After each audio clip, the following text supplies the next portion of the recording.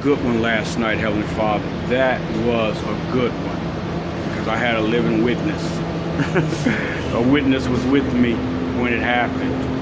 So for them to see all these, you're showing me your glory and your power. You know, just keep doing it. That was a good one last night. That car, I could not believe it. It's still like haunting me, you know. Or, you know, how could all this be so real? But it is. Yeah, I'm out here. But the thing is, you show me that, Heavenly Father. So I need an answer to how do I get through to them?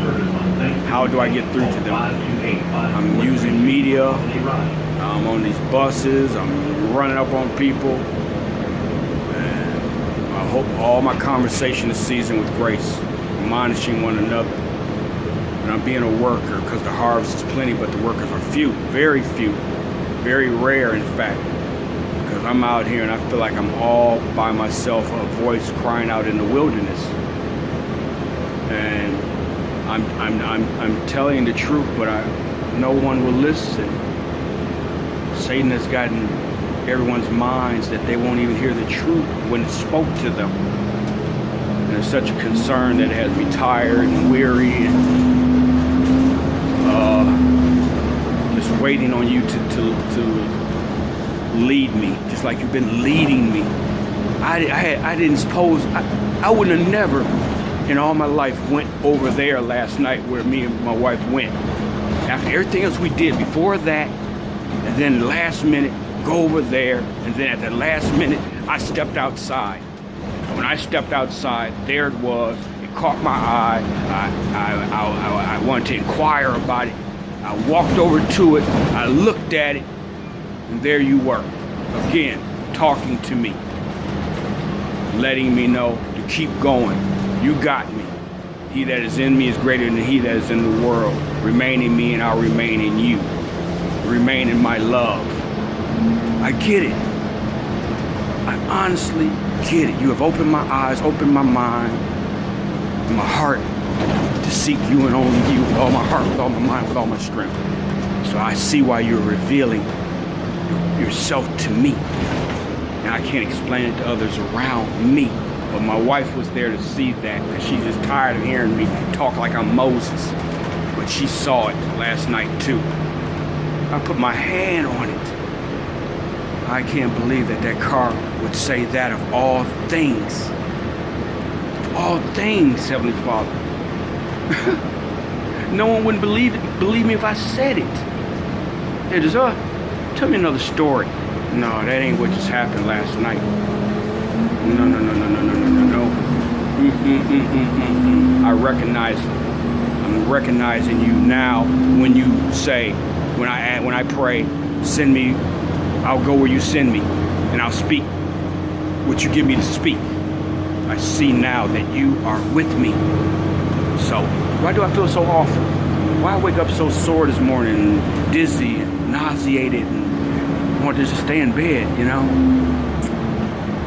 And here I'm riding a bike because I don't feel like riding my electric bicycle to work. I was that sick. I felt feverish, sweaty.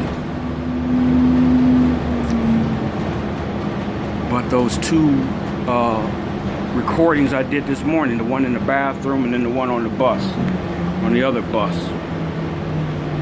load of people. I mean, everywhere I go, I can't turn it off. They act like they want you to turn it off, you know, when you get to work and work 8 to 4. I don't turn it off. I write on my hands, I record, I take notes. Paper is very valuable to me to write down what I'm thinking, so when I get home, I study, I meditate, I do my ministry, to work, to spread the good news, to preach the gospel to every living creature as we ought to know. We're not doing that. We're falling for the old okie doke, and the churches are blind leaders. They don't even know. They don't even understand what's inscripted on the front of that Bible. The Bible itself, basic instructions before leaving earth. They don't know about the basic, and they don't know about the instructions either that you gave us to follow. If they can't read Genesis correctly, And I can't believe you sent that car last night. And I walked over to it. And I said, that car looks so different than any other car I ever seen. It's kind of long. And I went over and looked at that emblem on the hood of that car, and it said Genesis. That's you, Heavenly Father. That's you communicating with me, because that's all my studies is on. And unlocking Genesis. The awakening of Genesis. That's the theme. That's the message. That is the covenant that you made with man.